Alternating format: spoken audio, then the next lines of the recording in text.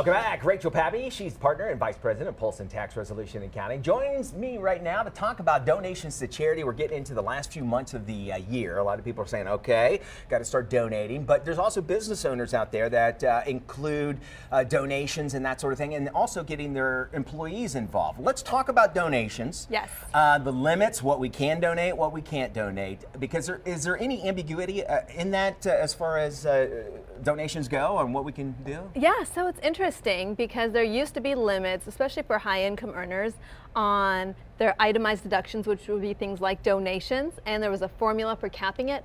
But that's actually repealed this last year with it was called the PEAS limitations. And so now itemized deductions don't have a cap on them. So when you donate, you can donate as much as you want and potentially take a full deduction on those donations. Is that including businesses or personal as well? Now, so there's different rules for businesses and personal. One thing a lot of individuals are going to see, or a lot of nonprofits are worried about, is on the individual side, the standard deduction has doubled, has increased substantially. Okay. So people who were donating $20 and $100 and all of these types of donations now may not donate because they have this big standard deduction and they don't need to take those dollars on their tax return. Okay, and then now let's talk about obviously cash donations. We know where that is, but is the IRS going to be looking at maybe if you make property donations, or let's say my clothing, any kind of donations I want to give to those charities? Are they going to be a little bit more scrutiny on that because of these changes? Yeah, one thing I tell people, one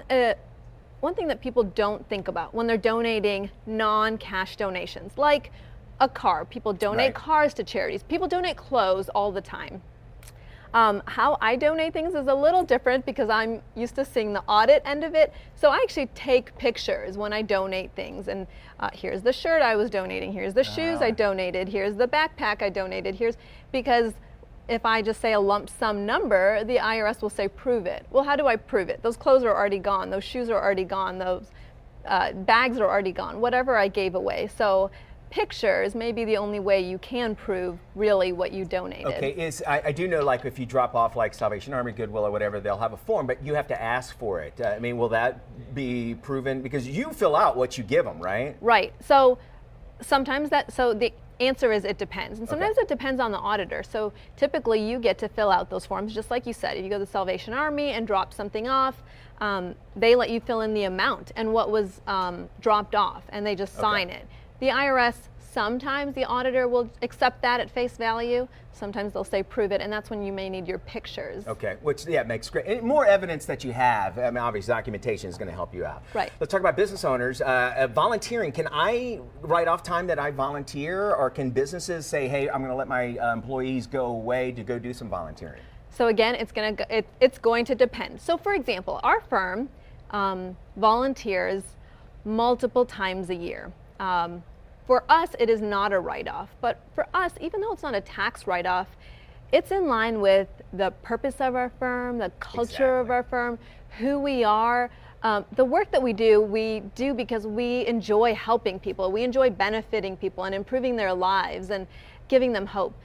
There are so many people that don't owe taxes that we can help, and we have almost 100 employees who can also donate their time and energy and resources. And so we make it a regular part of our practice to find opportunities to say, hey, you get paid, so you're not getting deducted on your paycheck, but you also get to go volunteer all day if you want to, and we get to bless all these other organizations. You know, and we can have a whole segment about how that brings morale and actually makes you a better employee, because as you know, whenever you forget about your own problems and worry about others, you become happier because you're forgetting about your problems. We have Bill Lannisey, our general manager, is really encouraging all of our employees to go out and do volunteerism. So it's changed the morale. Wouldn't you agree? Yeah, absolutely. Like this weekend, this Saturday, we're all running, well, I shouldn't say all, 11 of us, including myself. Don't wait for me at the finish line. It's going to take a while, but there's a 10K, 5K, and a 1 mile a walk run for the Stevenson Cancer Research.